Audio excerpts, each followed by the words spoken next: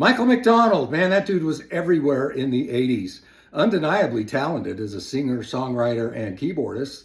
He had a great solo career on top of his time with the Doobie Brothers.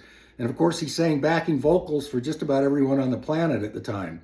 But he also had a knack for being in the right place at the right time and for making great connections.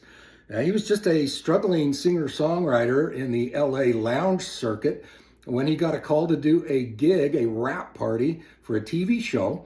And that's where he met Jeff Porcaro of Toto. Well, he got a call about a year later from Jeff.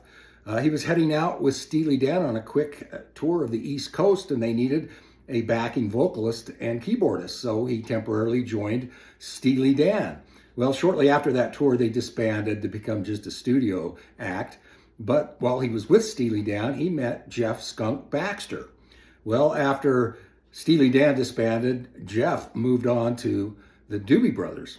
Well, they needed a vocalist and keyboardist to help out when Tom Johnston needed a break from touring, so he called his buddy Michael McDonald, and that's how it all started for him and the Doobie Brothers.